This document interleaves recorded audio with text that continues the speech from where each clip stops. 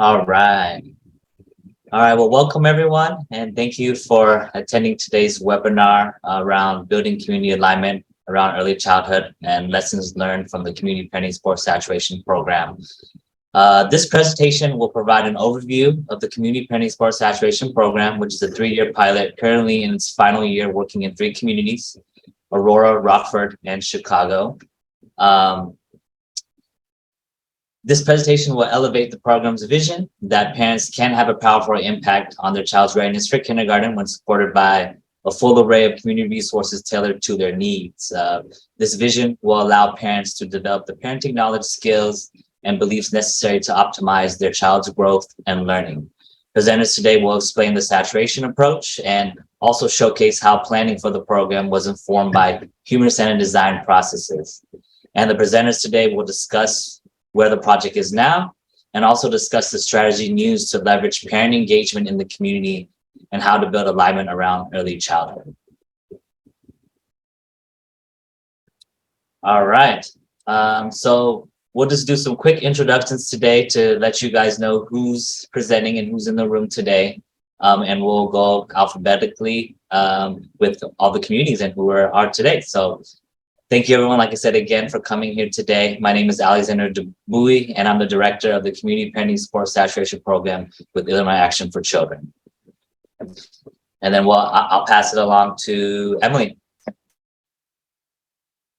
Okay, good morning. I'm Emily Klonicky. I'm the executive director at Alignment Rockford, and we are the backbone organization for the Ready to Learn Early Childhood Collaboration in Rockford, Illinois. I'm very happy to be here today. I will pass it to Esther Lodge, our project manager. Good morning, everyone. I'm Esther Lodge. I'm the Ready to Learn project manager at Alignment Rockford, and I work with our collaboration to meet our goals locally here. And I will pass it to Candace. Hey, everybody. I'm Candace Washington. I'm the Kindergarten Readiness Community Liaison Officer, Center for Learning, and again, the project lead on our efforts here in the North Lawndale Community Saturation Project. I will pass it to Sasha. Hi, I won't be presenting today, but it's so nice to be here with everyone. I work with Candace at the Carol Robertson Center for Learning with the Community Saturation Project in North Lawndale.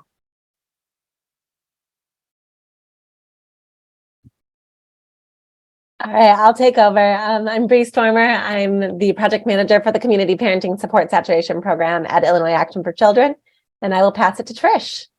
Sure. Good morning, everybody. Happy Friday. I am the Vice President of Programs for Fox Valley United Way and oversee the community-wide early childhood collaboration known as SPARK for the city of Aurora. All right. Thanks, everyone. And we'll start, get us warmed up on Friday with just a quick little poll for folks. So if you could have one superpower, which would you choose? And if you've got an answer that we don't have in our poll, feel free to put it in the chat.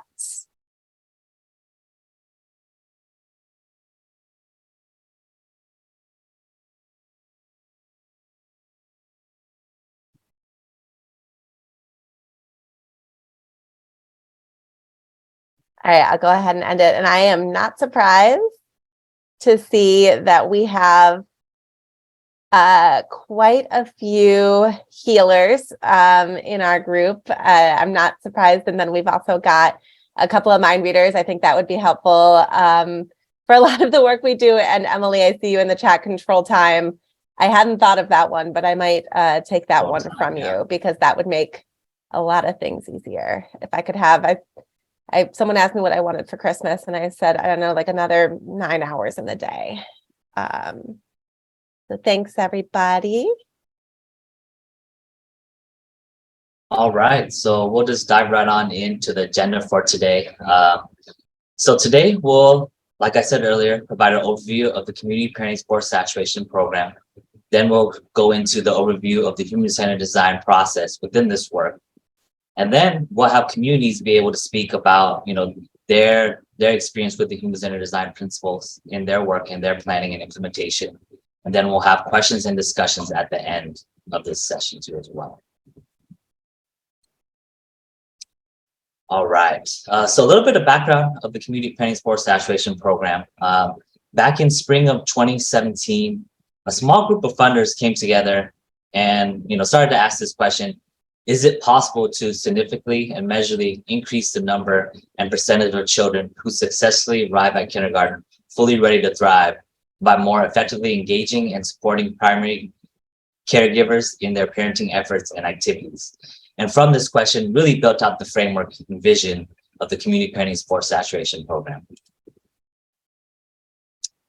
And so the Community Planning Sports Saturation Program, a little bit of background context, is a 3-year pilot program that aims to saturate different communities in Illinois with an array of parenting supports and initiatives that increase parenting skills and ultimately impact the educational success of young children and kindergarten readiness.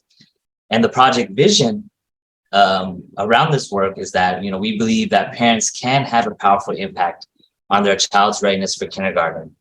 And when supported by these different types of full array of interventions and community resources, we know that these parents will be able to develop parenting knowledge, skills, and the beliefs necessary to optimize their child's growth for learning, ultimately impacting kindergarten readiness when their child enters kindergarten. And the program goals around this work are these bullet points here.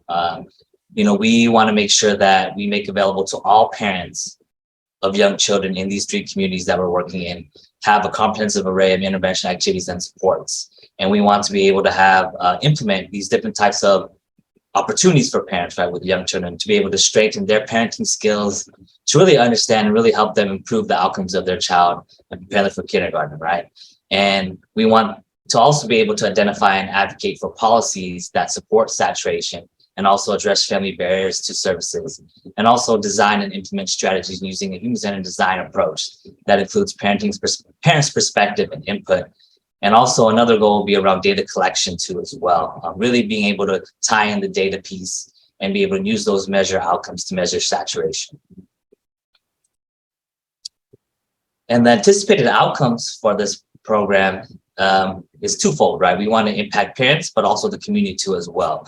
Parents, at the end of this, pilot program, we want to showcase that parents have enhanced knowledge, skills, and capabilities around their caregiving with their children, right? We want to be able to showcase their increased social networks and capital, increased confidence in their leadership skills, more opportunities to share enjoyment in learning with their children too as well.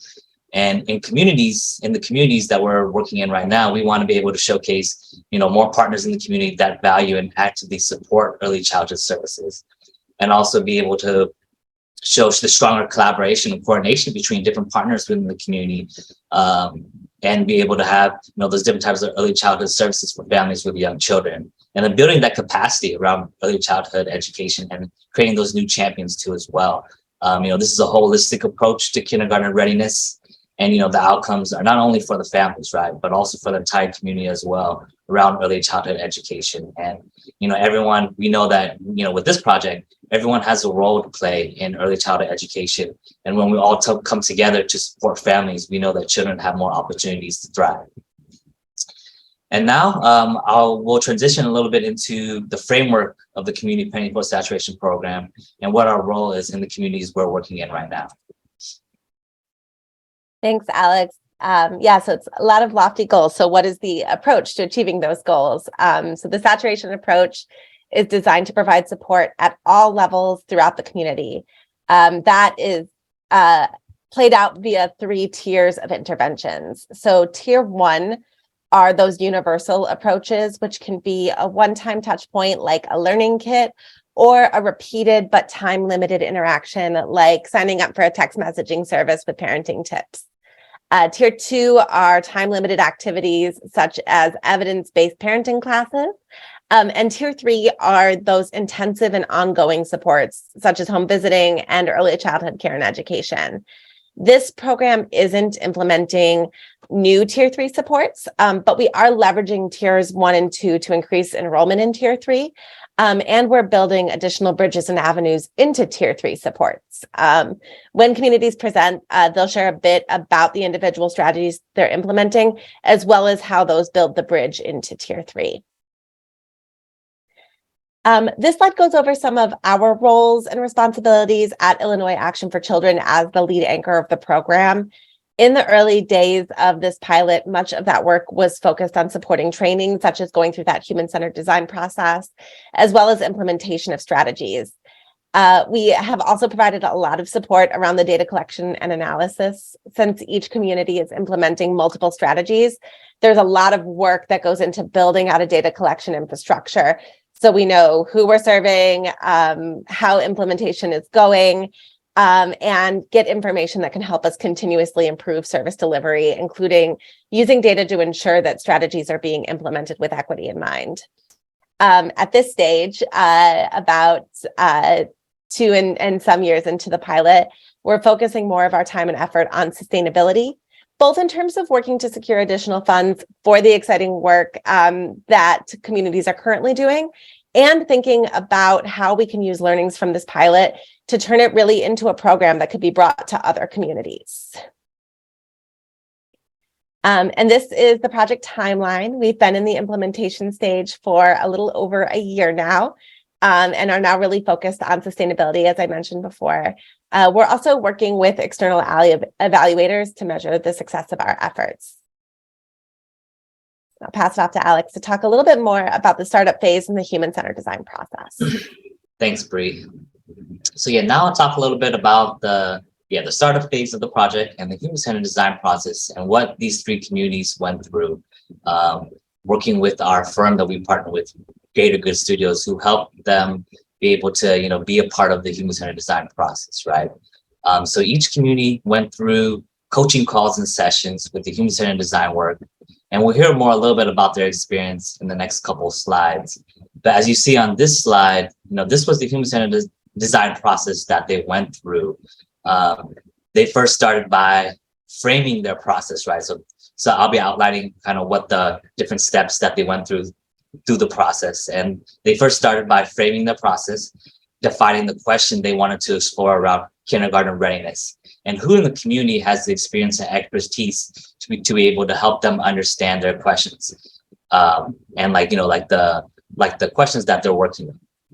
And then they moved into research, really being able to learn from the actual families that they're impacting, right? Learning about their needs, their values, their daily lives. And they really worked together with their core team to brainstorm alongside parents and key stakeholders around this area. And then they used that research that they've learned through synthesis, right? Being able to look for patterns and areas of opportunity and what was shared with them. And then based on the needs of the opportunities identified, they moved into concepting, where they brainstormed lots of possible solutions to those needs and opportunities within the community. And then finally, they took some time with the concepts and made prototypes of them to share with others in the community so that they could get feedback and improve their ideas. And from then, they were able to pilot those different types of strategies that they selected. And so then from the human-centered design process, here are just some of the insights that that each community provided as far as testimonials go, right? So in Aurora, their main thing was that being able to think outside the box, right? And not really relying on any cookie cutter approach to family engagement. In the process, they were able to, they learned through the process that their go-to response was developing resources primarily for families that speak Spanish, right? And usually mothers. But the process really gave them an opportunity to explore how to serve all families within the community, such as parents under 30 years old, and such as being able to reach fathers too as well. And through this process, they were able to prototype a different new program to really encourage them to test out ideas and get feedback to inform the final product, which then resulted in creating a fatherhood program within their network of work that they do. In North Lawndale, they were able to create 5 focus groups that really gave them a chance to partner with and get to know their community partners better, right? They were able to identify ways to work together instead of duplicating services within the community. And the input from families that they got through the focus groups really gave them insights and ideas on how to serve them better. And this created from all this feedback from parents and also from providers too as well, this allowed them to create a community digital hub and website of resources where parents now can have access to around this saturation work. And in Rockford, it allowed them to fully and finally understand, ways to engage with families, right? It also gave them intentional space to plan and to be able to have time to think, which gave them a way to be more innovative in their solutions and what they were trying to implement with these different strategies. And they have used the human-centered design process throughout their work plans with the core team throughout the process too as well until this day. So we understand that for most of you who are here today, you're not likely to enter into a full human-centered design process or try to do the community parenting support saturation program, implementing multiple strategies across multiple tiers, all at the same time.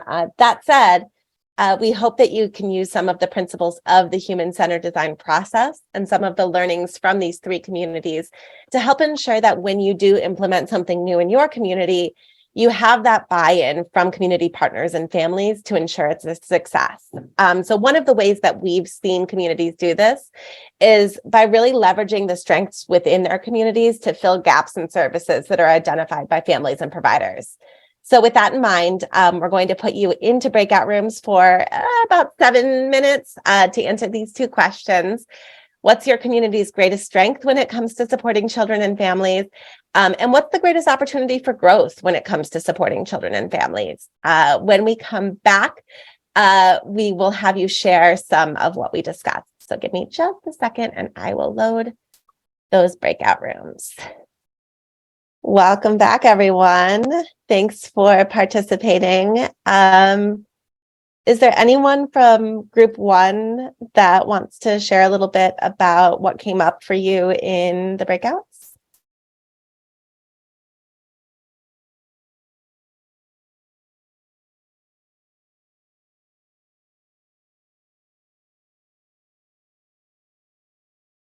Or you could put in the chat too.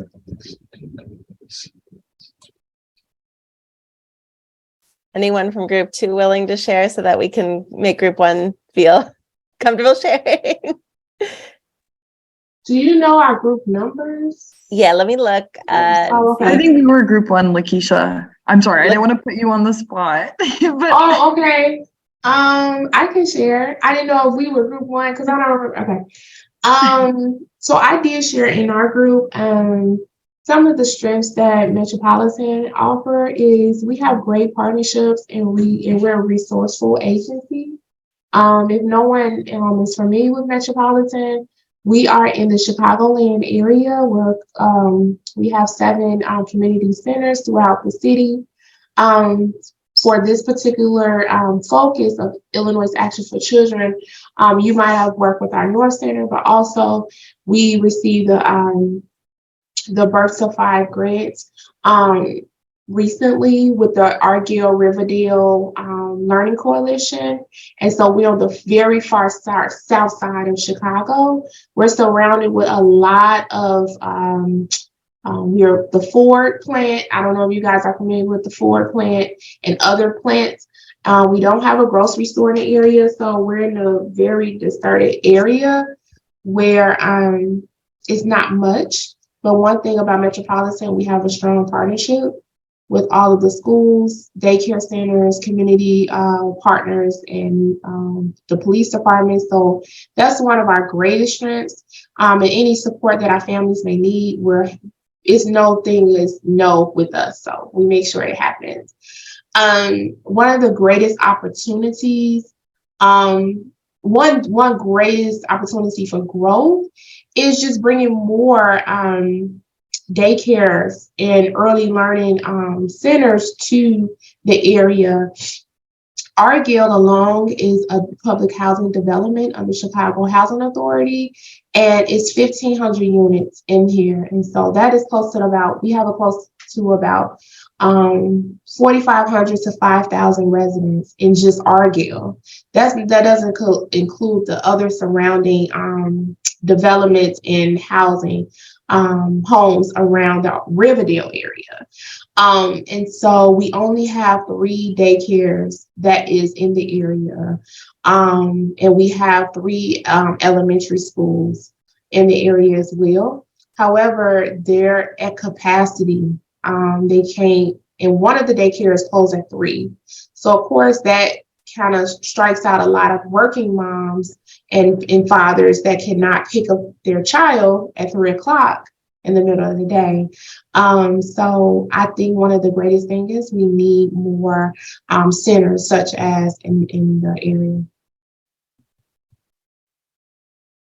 Thank you so much for sharing, Lakeisha. And that's, you know, I think that's a theme that we see in a lot of the work, is that there's these incredible strength of partnerships and workers who nothing is a no for families, but there are resource deficits that no matter how much you care and how much you want to provide, there's you can't do anything about daycare slots. You can't do anything about grocery store access. So that's definitely something that we have seen, and hopefully we can talk about some of the ways that we've been able to support families in those kinds of challenging circumstances. Yes. Anyone from group 2 want to share?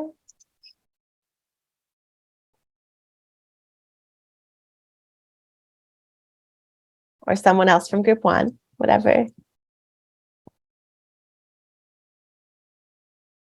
I'll share from group 2. One of the things that I said in our community, and I think Trish kind of followed up the same with hers, is that we are so fortunate that we have lots of social service, nonprofits and organizations, and not just the nonprofits, but a lot of organizations of support in our community that interface with children and families. And so there's so much opportunity for them to be a part of that solution of having kids ready for school.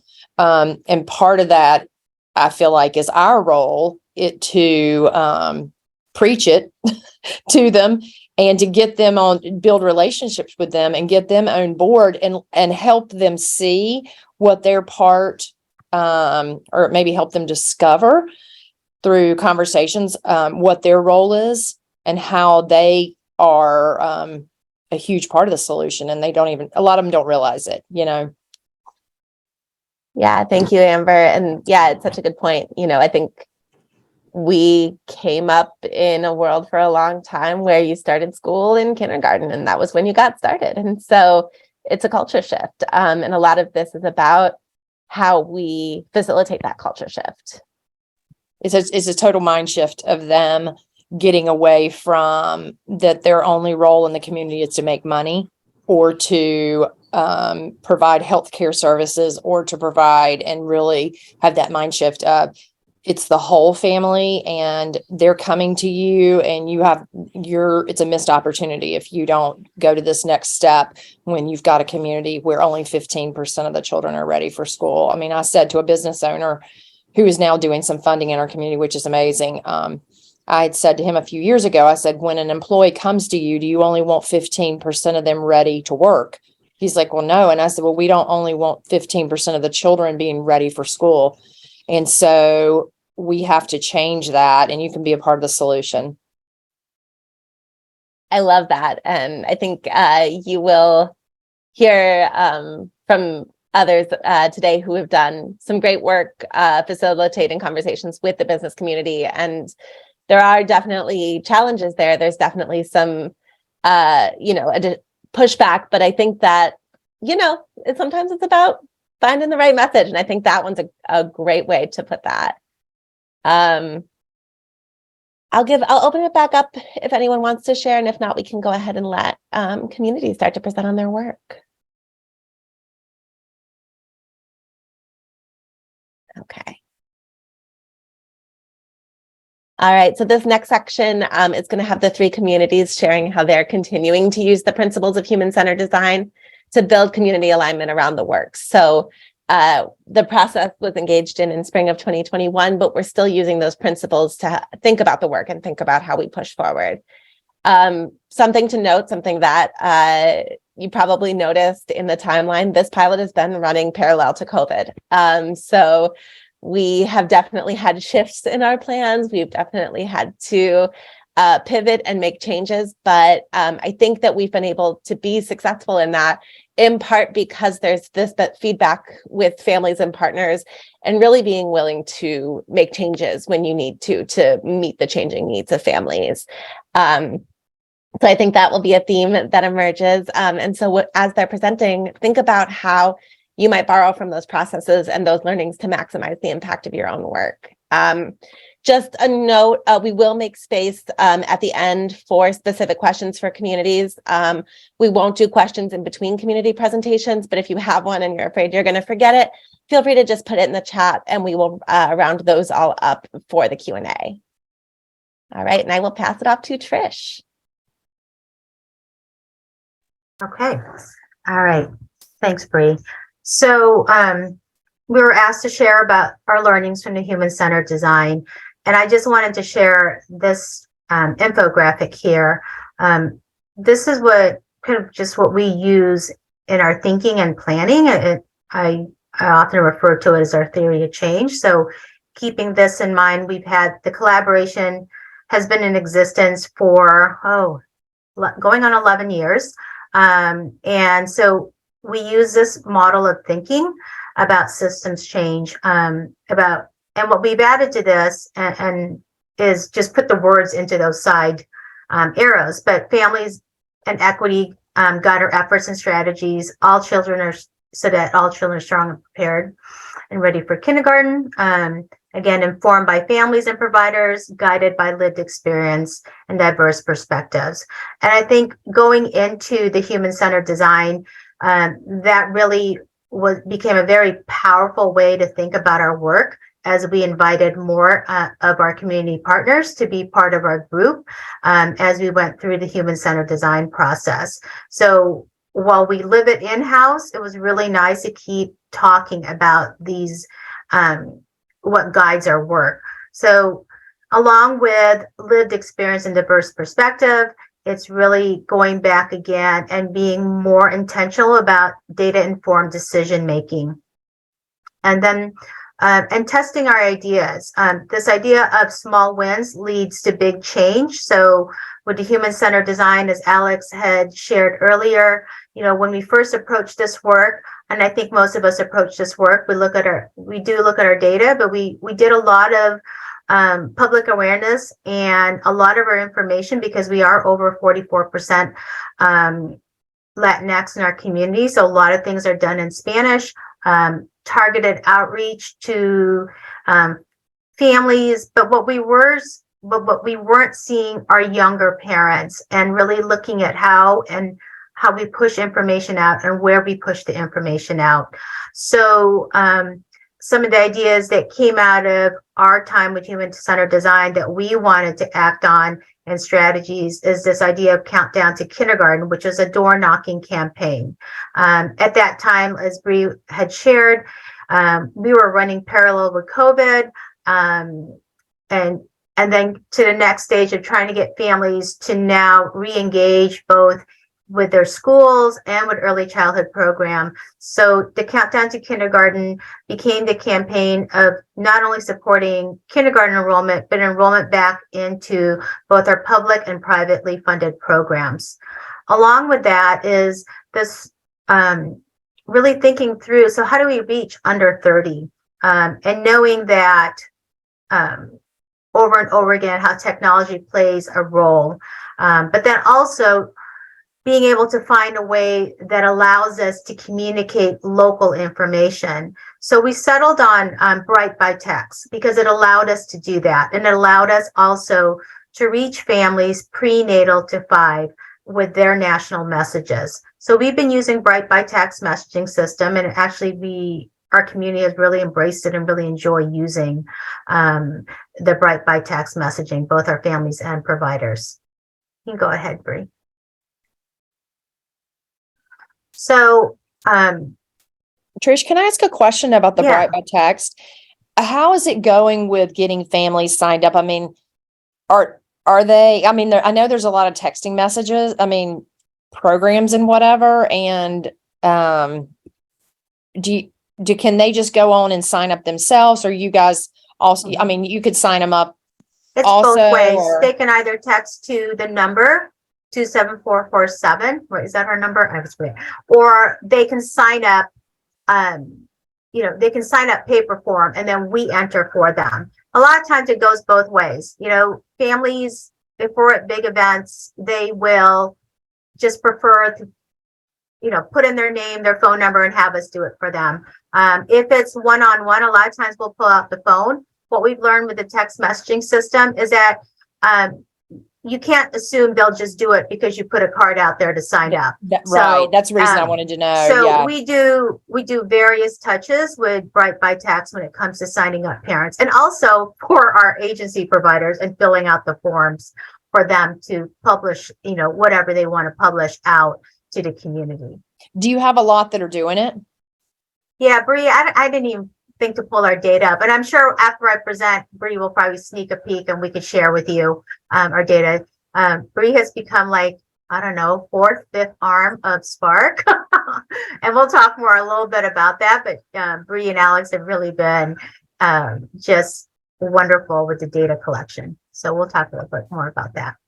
I think it's around 300 parents, I want to say, and then more children, because some parents have multiple children that are signed up. And we do see the Bright by Text has some great data about signups, and we really do see that the majority of them come from when family engagement folks are interfacing with families and saying, oh, you got to sign up for this. And that really is, it's like the CSV upload. If we can see that most of them come as people writing down their phone number, agreeing to sign up that way, and then doing the upload.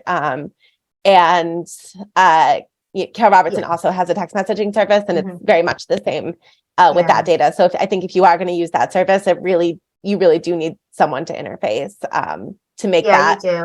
And I think the community messaging is key. To pick a service that doesn't allow for community messaging, then it really doesn't serve your community as best as it can as far as informing families. I know there's a little pride, like Myra sits at these Bright by Text. I think Bree, sometimes you join, and it's always coming back really excited because we've had, compared to other folks who use it, and this is nationwide, our open rate is pretty phenomenal for our community. That's great. We have one of the higher open click rates. So that's great. But really, I think it's because of those community messaging. I mean, you can get national messaging, which is great, but people obviously, right, have an interest in their own community and what's happening. And if they know who's sending it, right? So Spark is sending it. So they know Myra and they know Kasia. And soon or they already are getting to know our consultants as well. So it's great. So anyway, so this next question, how has it impacted our community? Well, it's, it really is a gift. I mean, public awareness is so important to the core of the work that we do. And this grant has really allowed us to establish an even greater presence through our social media public awareness campaign. This past year, the Aurora Ed Commission adopted early learning as one of its priority strategies. So that's a huge win for us. And really going back again to Bright by Text and the parenting tips and cafes, we've had more families that have been engaged with their child's learning and development. And we love to see the repeat attendance or the repeat interaction. So I put these pictures here because they're hyperlinked, and I think we have time, Bree, right, to show. We did so with our public awareness campaign. We have an animation one, and then we have this longer version one, which involves our school districts, which is I call it the continuum, but it's called the Spark the Love of Learning. So why don't we show the longer one, Bree? Is that all right? Or yeah, we can do one's that. 30 seconds, one's I think like 2 minutes. 3 minutes. Yeah, we can do the longer one. Okay. Let me pull that up.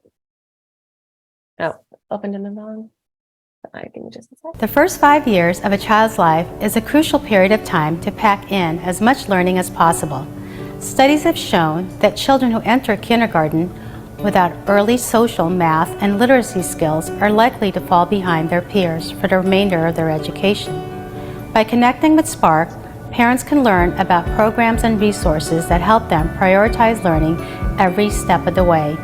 Spark supports parents to be confident in their role as a child's first teacher by offering playgroups and special events geared especially towards families with children from birth to age 5. They also help families by connecting them to the resources that are available throughout the community of Aurora that best meet their needs. It's absolutely incredible how much learning occurs in the first 3 years of a child's life, and it begins right at birth. As parents, caregivers, family members, and community members, we're fortunate to be a part of that. And we can support them in that learning, growth, and development in the simplest of ways. Parents as Teachers is a research-based program that in District 131 is utilized through home visiting. A home visit could include a review of the child's developmental stages that they're at, some resources to help parents help their children to continue to develop. It may even mean bringing some books or some toys and leaving them there until the next visit. Children that go to programs like what Spark offers usually come to our programs much better prepared and better equipped for preschool because they understand a little bit of their environment and what is going on in their environment. It's not so scary anymore, and they know it's going to be a fun place to learn. Picking the right preschool for your child can be really stressful. It's just like any transition in your life, but it can be fun too. Make sure that you reach out to an organization like Spark because they can give you all of the choices that you have in your community, and they can walk you through the steps. But also, you could go to the local preschools, ask them questions. Any good preschool will want to answer a parent's questions. We also offer Preschool for All and Preschool for All Expansion, which is free preschool programming for our 3- and 4-year-olds. This is a program to support families and students so that we can make the most impact in their early years so they have success in their later years. A child learns and develops a lot between ages 3 and 5, more so than I think any of us really imagine. And while reading and writing and learning colors and numbers and math is really important, a very important skill that we like to sometimes think is not as important or we overlook is social emotional development. Some activities in the social emotional aspect include helping them identify their feelings, not only in themselves but also in others. You can also do imaginative play with your child, having them participate in play groups so then you can coach them on how to interact. When they're interacting, can they share? Can they answer questions fully? If they're asked what's their favorite color, can they say my favorite color is? Modeling those as well as making sure that they can identify the feelings of others. And then once that foundation is built, that's where the other learning comes in. Thanks, Bree. So, go back. Yeah, sorry. One more. Yeah, so this is a longer one. I think with the public awareness campaign, we've been able to, it's been really fun for staff because we've been running sponsored ads and we're learning all about Google Analytics. And the marketing firm that we work with, in addition to this, they provided a variety of different ways and different messaging. So with that, then we're able to see like which has the most appeal. So while this video is 3 minutes, we probably won't use that for an ad, but more for like a situation like we're presenting today. There is like a 30-second, 20-second version that's being shown through the sponsored ads on Facebook, and I think we have it on Instagram too. If I'm correct, I have to double check. So that's really been great, and it's great to hear the parents and actually have the parents like show it and share it. We're excited. We're meeting with the marketing firm to see, what the impact has been for these different ads that we're having. And then go ahead, Bree. And then the success of our story. I started to type this out and I said, you know what? Let's just show them the video because when we saw this video, we were just like, especially for our family engagement coordinators, it comes full circle. Sometimes you just don't really realize the impact of your work until you hear a parent talk about it. So these videos are in Spanish with a closed caption in English. So go ahead.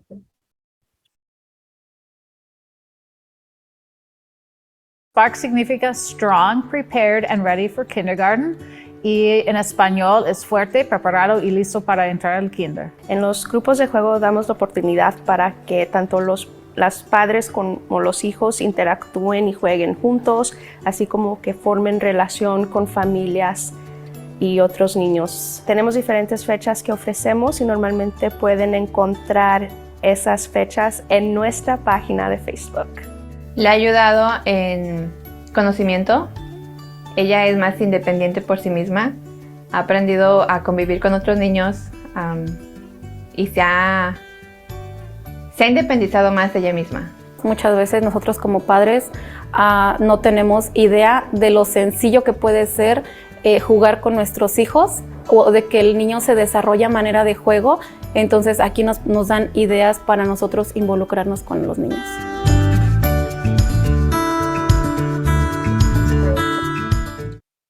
So what I want to share about these parents and what's happened even more is that, playgroup is a first touch for us, even though it's a tier 2. But these same parents now have gone through Abriendo Puertas, which is opening doors, which is 20 hours. My exaggeration friends have done it's 20 hours. Yeah, I think it's 20 hours of training. And then they're now part of our parent advisory board, our council. So it's really great that they've continued on. And we've asked them, like, why did you continue? And it's the relationships they've built with one another and the support systems they've gained. And also the relationships they've built with our family engagement coordinators, that feeling of trust and feeling like there's so much more to learn and to also share with their peers. So that's really been a wonderful kind of growth for these parents, to see them continue on and then share the message out and become ambassadors for early learning. I think that's all do I have another slide? I can't even remember. That is all. So Okay. We'll pass it over to Carol Robertson Center. If you have questions for Trish, feel free to put them in the chat and we will go through all the questions at the end. Hey, everybody. I'll be very brief. I just looked at the clock. We got 30 minutes left. All right. So this first slide, again, the human-centered design process, along with our partners, really helped us to strategize our approach. And again, getting family input during that process us to build out what these tiers might look like. So I'm really taking that framework and those family and community focus groups and input to really strategize this work. One thing that we are most of is the digital hub that emerged from this process. So Ready for Kindergarten, readyforlife.org is a online project to support North Lawndale parents as they prepare their children for kindergarten. And with that goal being each and every child in our community is ready to succeed in school and far beyond. And with our partners, Holy Family Ministries, Open Books in North Lawndale, Sinai Community Institute and the North Lawndale Early Learning collaboration was really, really helpful in the process. So like Trish, we have those learning kits, the parenting workshop, Circle of Security, which is a relationship-based early intervention program designed to enhance attachment security between parents and children. So right now, Circle of Security by far is the most impactful. We have a waiting list, about 100. It was a 26-hour facilitator training that I was able to take along with other family support specialists at the Carol Robertson Center for Learning, and which ultimately, all of our efforts ultimately leads to all of our collective efforts with engagement throughout the community. So yeah. We can go to the next slide. Yep. So on this slide, very brief, but impactful bullet points of our community impact. We received so much positive feedback from our community members, especially around our parenting workshop participants and those who have received kits. They often seem to be engaged in other efforts through the community and want to hear more and go out in the North Lawndale community. And again, very proud to have them become a part of this work and watch that advocacy grow, and which they were already doing, right? We can go to the next slide. So a client success, service success story that showed direct impact of funding. So we had a family, we have one pages, those wonderful one pages, which there's QR codes and there's ways that you can sign up for any of the tiers or become a part of these efforts. And she was able to join our Circle of Security Parenting Workshop. So again, a relationship-based early intervention program. So what happens is that we send out the list through our Ready for K text messaging our community. And again, what Trish said, those customized messages are the most impactful, able to send out like one pages, community events, different things like that. And she was able to sign up for Ready for K from that one pager. She was able to sign up for Circle of Security. She took the Circle of Week training, in which we do pay all of our participants $50 for every session they attend. And then she was able to, she loved the Circle of Security program, and she was able to become a facilitator. So she then took the 26-hour facilitator training, and she is now a facilitator. So that's our success story. There it is. Thank you, Candace. I thought I was quick enough. No, perfect. No, and I love that, that success story, because I think you can really see that movement through the tiers, the tier 1 text messaging into the tier 2, and then really taking on a leadership role as a facilitator. So there is that you invest in families a little bit and you get that investment back 10, 15, 20 fold, which is really cool to see. All right, I will pass it to Rockford to talk about their work. Thank you, Bree. Good morning, everyone. So our learnings from human-centered design really focused for us a lot about our EDI work, which is the early developmental instrument. We were really able to take the training from human-centered design with Greater Good Studios and just kind of fuse it with our EDI work. The EDI, for those who don't know, is a kindergarten census that's taken every 3 years. The first time we did it with Erickson Institute. We just finished our second wave, and that was with UCLA. It's as I said, a kindergarten census that's administered by kindergarten teachers throughout our Rockford community. And it's basically looks at 5 key developmental domains for children and looks at whether they're on track, at risk, or vulnerable. And then that data is aggregated not by child, but by neighborhood. So we were able to use the EDI data to really in the framing and research steps where we focused on the implementation of EDI, which gave us the opportunity to bring community stakeholders together and talk about early childhood in the context of community planning and the EDI work. This data also gave us the opportunity to talk throughout the community with gallery walks, where we presented the EDI data to community stakeholders, to teachers, to parents, to anyone and everyone that had a real key part in making a change in our early childhood ecosystem. And from that, we were able to get feedback from the community and dozens of community groups on the needs in our community and really what parents and caregivers needed to help feel supported. And from that, we've been able to make new Ready to Learn work groups and really kind of frame out and plan and prototype a lot of our work that's coming up.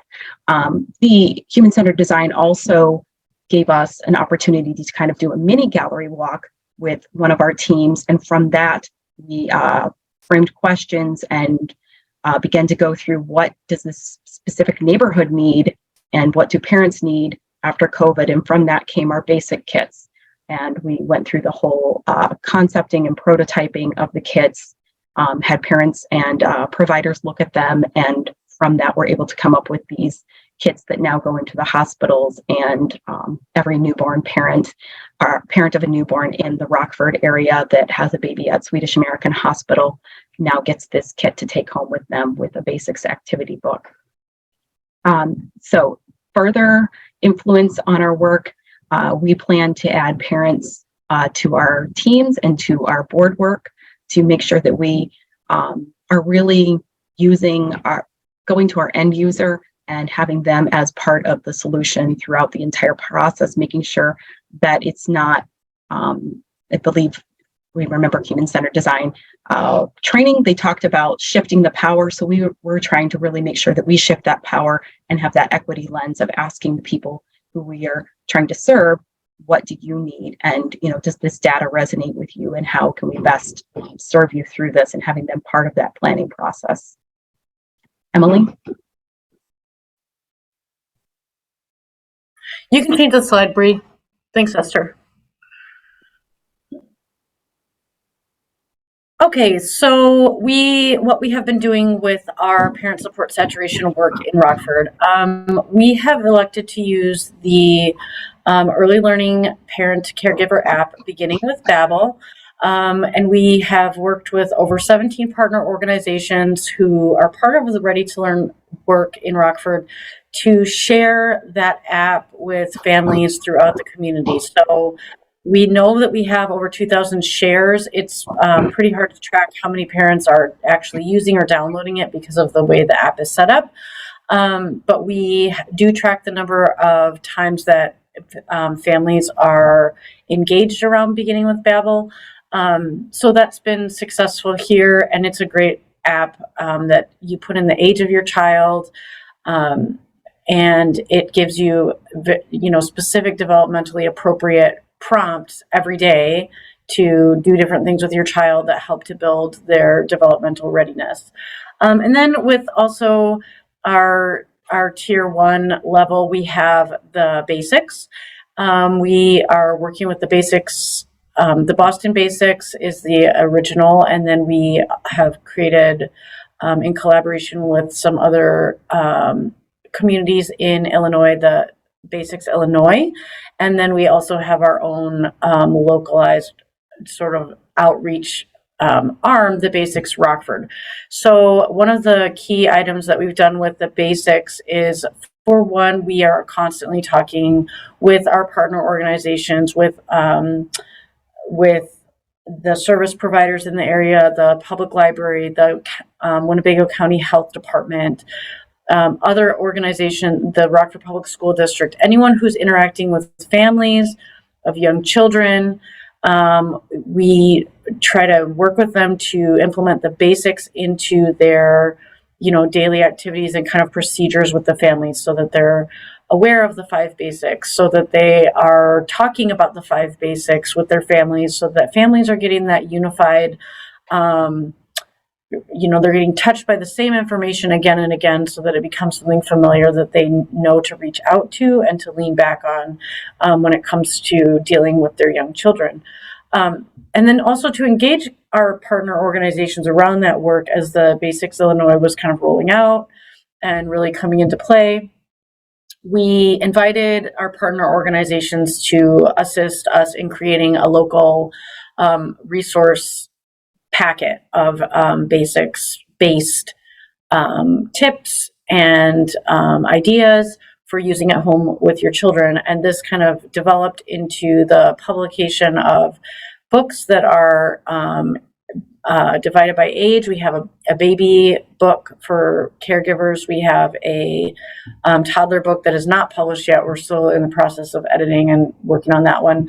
And we have a preschool book that are all very cheap. And so we're giving those out in our kits. And also agencies are able to just have those books, purchase those books for cheap and like under $5 a book, and hand them out to any client that they want to. So that's one way that we're working on getting that out into the community. To answer your question, Amber, so what happened was all of these agencies that you see listed on the page here contributed. They went into the basics. They picked, I don't remember what their assignment was exactly. They were supposed to just go into the basics and submit tips or advice on how to implement the basics with your child. And the book is split into different kind of areas of life in a parent and a caregiver's daily life. So there's like at home, there's out and about in the community, there is how to do the basics with books, and how to do, I don't remember what the fourth one is, how to do the basics somewhere else. So there's like 4 different categories, and then in each of those is each of the 5 basics, some tips on things you can do at home with your child for count and compare, for math and numeracy, reading, talking point, things that you can do at home, things that you can do in the community, ways that you can bring the basics into all the different ways that you're interacting with your child in a day. So that's what's in the books. You can find them on Amazon if you want to explore it, or we can get you a copy. But so that's one thing that we're doing. And just any different way that we can get the basics out to the community is really like that wide reach, light touch, getting that same information out to everybody. Our Tier 2, we are also using Abriendo Puertas, Opening Doors, and also the Incredible Years early childhood program. Opening Doors is more focused on overall parent and caregiver education to, again, like help your child have those experiences that build their developmental readiness for kindergarten. And then the Incredible Years is more focused on behavioral issues that come up common behavioral issues that come up with young children, and how to support your child, how to address those issues, how to help give developmentally appropriate assistance and guidance through those issues. So we do have those running in different spaces in Rockford. Alignment Rockford is not a service organization. We do not provide programming. So we're a little bit different than the other groups here. We are more of a collective impact organization that organizes and coordinates service agencies and aligns resources around issues with education. So we have the Rockford Public School District is doing the Opening Doors and Incredible Years program. The Children's Home and Aid is doing the programming. We have a couple of our homeless shelters are currently newly trained facilitators to provide the programs. We have also, this summer, we piloted doing the programs at community centers around the community. So we're kind of still working on that. And that's been our hardest level to implement, because we really went into this process thinking that, with the goal of our service providers really integrating these parent classes into their programs. And what we have found with COVID and the severe shortages in the early childhood care environment is that the agencies simply do not have the bandwidth at this time to train facilitators and put the extra staff into providing these classes. So we're constantly trying to reorganize the way we're implementing those classes and just engage the community in new ways. What we're looking at as we go into our new year, Esther was talking about the EDI, and we just concluded with the data rollout for our second wave. It's done every 3 years. So that gave us an opportunity to look back on the 3 years, understand what the impact of our work has been, and now begin to look forward and think about how can we reorganize the Ready to Learn work to be responsive to what we find in the data. So we're in the process of the gallery walks starting and things like that with our community around that data. And we're already learning a lot. And one thing that I think we're going to do with rethinking the parent classes is take more of a parent university approach. So we are putting together a team to look at models of parent university and explore ways that would be a good fit for our community. So, and then our Tier 3, we've had great success with this, almost unexpected, but we were working on a single point of entry coordinated intake for referrals in the community. And this has been something that our community has been working to try to come up with for many years. And this led us to a collaboration with the Youth Mental Health System of Care collaboration, which is another pilot collaborative in this community that is actually shares funders. It's a different program, but it does share funders, and it's a similar pilot to the parent saturation work. And they were also exploring single point of entry coordinated intake.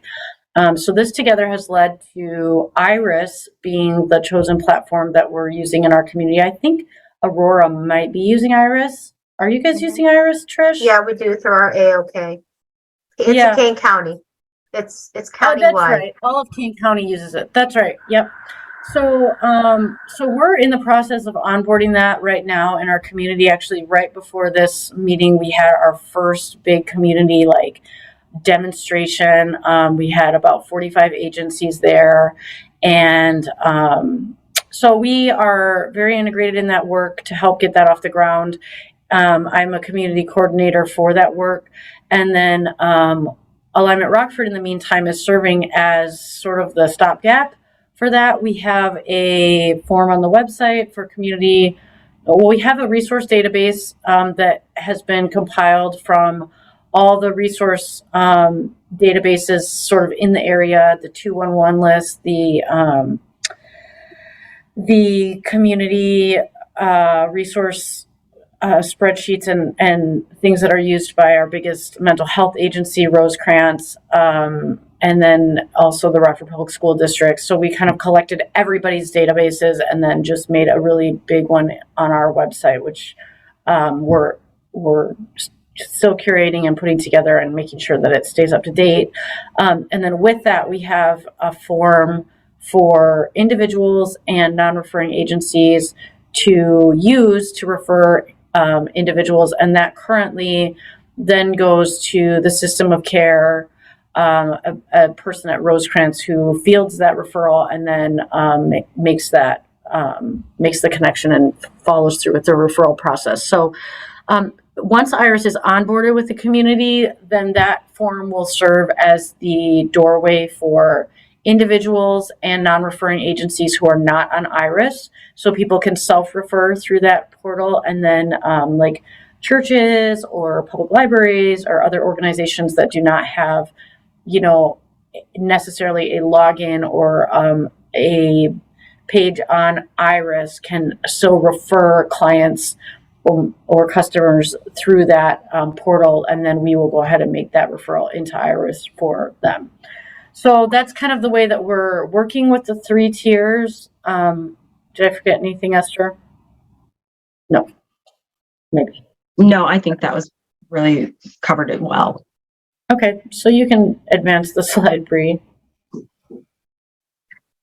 So just a little success story, which we've had so many along the ways, but this is one of my favorites because we implemented these books into UW Health, which was Swedish American Hospital. And we now have someone else dropping off the books, but at the initial stage, the beginning, we were dropping those books off, those kits off to parents. And I actually was delivering some of the kits to the hospital and overheard a nurse standing with a newborn mom or mom of a newborn.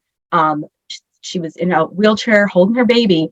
And this nurse was standing there with the basics book open, sharing the QR code and what it was for the referral system that Emily just spoke about, and then going over what the basics are. And the mom was engaging with her, asking her questions about this. And it literally was one of those moments where I had to stop because I was like, I'm going to cry. It was just such a wonderful moment to see this mother engaging in the basics, talking to the nurse about the referral system and having that back and forth, because you go through these processes and these implementation and you always wonder, is this going to actually go the way we hope? And so it was one of those moments where we definitely saw that exactly what we were hoping would happen would. So Emily, if you want to take it to the next slide And Esther, I would even say what a win to have that provider doing that level of work for you, because that's just, that's deepening the impact. And a lot of times it's hard to get the people on board, not the families, but the providers. 100%. It was one of those moments where you're like, are you kidding me? This is amazing. So thank you. Yes. Yeah, and just another success story. We also have had really good feedback from Children's Home and Aid since they've onboarded the parenting classes, that they have just had feedback that their parents who have been clients for a long time with Children's Home and Aid are giving good reports about feeling more empowered to advocate for their children after taking the Opening Doors classes. So that's another good class. So Emily and Esther, you referred to being able to access the books on Amazon for Rockford? You can access the books on Amazon. Here, I'll send you a link. Okay. Yeah, could you post those in the chat for folks? Yeah, I asked that only because when Basics Illinois was created, it was supposed to be a free resource for everyone, not just our 3 communities, but for everyone. So so that made me just wonder. We are not selling them for any profit. It's just you can purchase them for the cost of creating them. Just to make sure there's clarification. There's a caveat to that. If you buy them on Amazon, it's like $8 a book because Amazon charges money, of course. If you buy them through us, we can send you the author copies, which are like $5 a book. So if not that you guys are going to be passing them out, but when you see them on Amazon, you'll see that they're like $8 or something like that a book. I'll put the link. And can I interject? I'm Amanda Christensen at the Regional Office of Education in DeKalb. And Basics DeKalb County, we still have our local community saturation initiative, but we've also moved into the role of facilitating Basics Illinois across the state. And we haven't kicked off a full statewide recruitment campaign, but please know that you can go to Basics DeKalb County, you can go to Basics Illinois, or you can go to thebasics.org, and the complete community toolkit is still available there for free. And due to the partnership that we have with McCormick Foundation and that McCormick Foundation now has with Basics Inc., no Illinois community is paying a membership fee now to do Basics. It is grassroots, it is available, it is open sourced and absolutely available.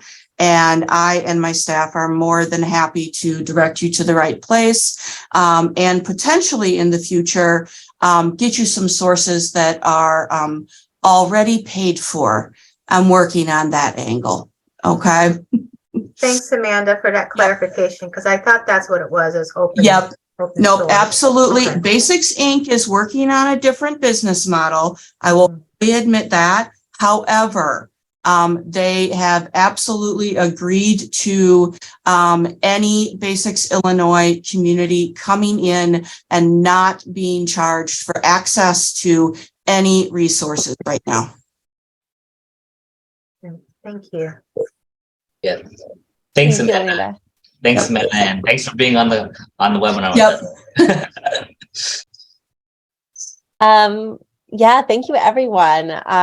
So just a couple of quick final takeaways, and I'm going to move through these quickly because I want to make sure we have a few minutes for any additional questions. But really, even if you're not engaging in this full human-centered design process, even if you're not doing multiple strategies, you can keep asking questions and eliciting feedback from families and community partners.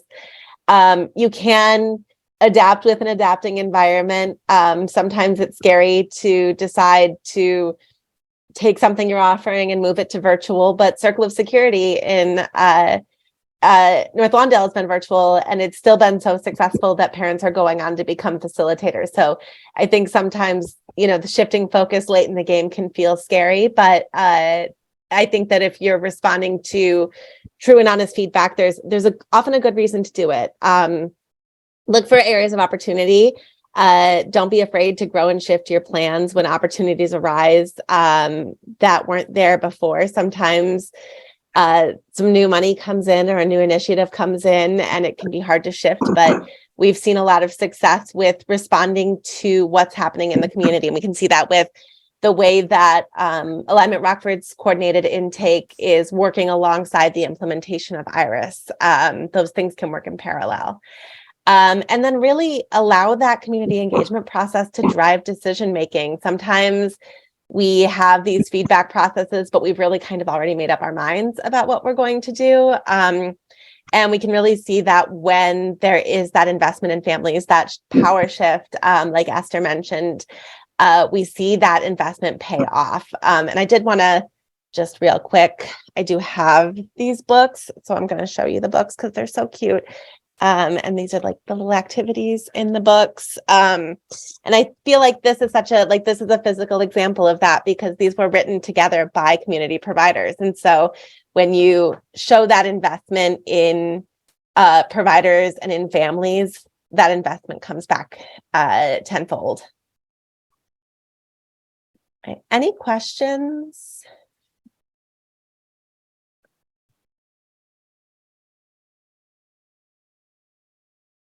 Question, I'm sorry, this is Tanya Lee. For the books are for parents. The books are for parents. And how could an organization, because I'm a new organization, with this whole process, how would I be able to purchase some of the books? Okay, just so you know, the books are, I don't know, where are you from, Tanya? I'm from Inglewood. We service Inglewood, Bridging the Gap Communal Living. We may need to make like a more generic version of the book because our book it just says right on the top, right on the front, ready to learn with the basics, Rockford. Okay. And it has like a letter inside about Rockford and and it has a QR code into our single point of entry form and things like that. Like here's how to get support in Rockford. But it's like if there's an interest in it, it's not really that hard to change the book and put a new cover on it and make like a more generic version. We want to make our Spanish copies maybe first because that's one thing we don't have. But again, if you were really interested in that, if you want to get a copy of the book, we can send it to you. And if you're interested in it, we can look at just preparing like a more generic version that other communities can use. That's fine. Yeah, that would be great because we're doing something here in Inglewood and West Inglewood for some families, 75 families, and we're giving them baskets. And I just thought that would be good to go in for each family, and we're targeting early learners as well as early learners. So I thought that would be a good tool for parents and also a good touch to be inside of the kits that we're providing to the community. What's your timeline, Tanya? Well, the timeline, we're going to be giving the baskets, I think January the 10th, by January the 10th. So I don't know if that's too short of a notice or whatever like that, but I know I will need like 75 of them. Okay, why don't I send you one copy? Do you want the baby books or the preschool books? Okay, because so we're serving the pre-books. The pre-books consist of what age group? The preschool, we have preschool is 3 to 5, and then the infant kits the infant books are like 0 to 18 months or something like that. That would be perfect. 3 to 18 months.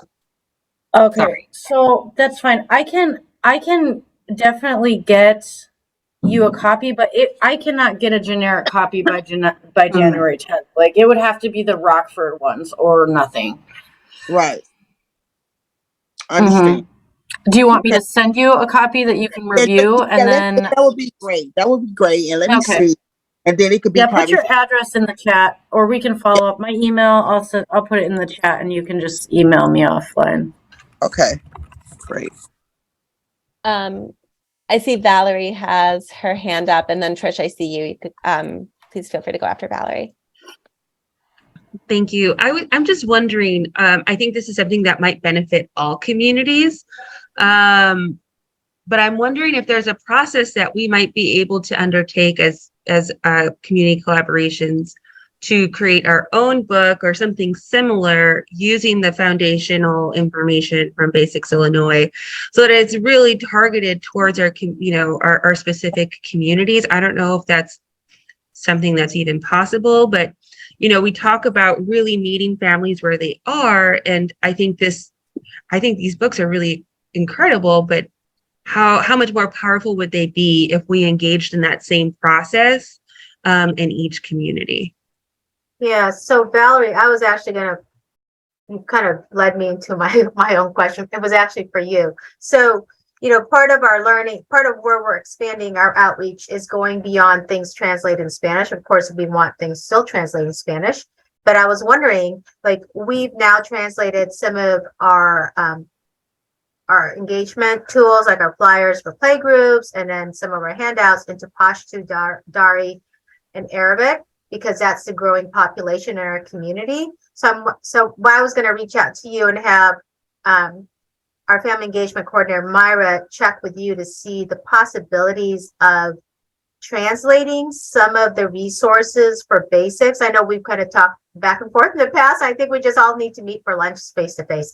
And because we're doing Bright Beginnings, I'm working with Rush Copley. So similar to what Rockford has described, we have these bags that we give to new parents, etc. And we're going to be holding community baby showers. But I'm really interested in, I think I have to think about it, sustainability, right? Because those bags cost way too much, but the hospital loves them and everybody loves them, right? So I'm just thinking of you said it was 8 pages, Emily. I'm just thinking of a way that we can kind of bring our brains together so it's a cost-effective way. So I love the idea, Valerie, of coming together. And then we have translators. So, that cost we can provide, but would really like to see if we can kind of expand maybe, 1 or 2 other languages that might, and I don't know what the growing population of refugee and immigrants are in your communities or in, but that would be something I'm really interested in partnering with Basics DeKalb, since you guys have that grant from McCormick and the resources, because we just give the 1-pagers too, and the quick book we say download it because it's just so expensive to print. What? Okay. I know. I don't want this whole discussion to get to be about books. Not that I don't love to talk about books, but now I have some questions about your book, Trish. But overall, I think this is a conversation that needs to keep going because I agree. And I think, I do think it's a resource that is great. It's cheap.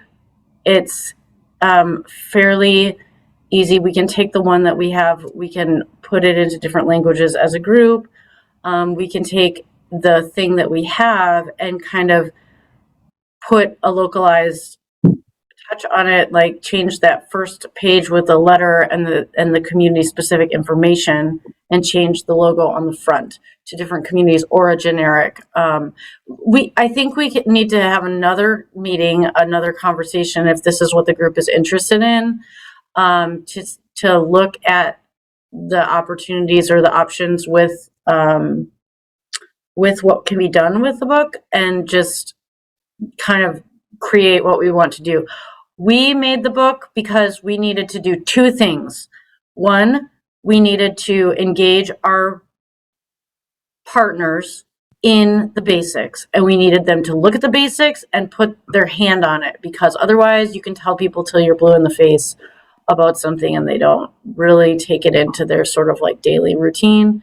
So we needed to give them a buy-in. And 2, we wanted to create something that was really just easy for parents to just grab out of the diaper bag and have with them on the go.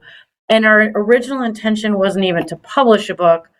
We just, in the end, decided that made the most sense because it was like the cleanest, most simple way to do it. And also people love a little thing in their hand. it's a beautiful little object that people like.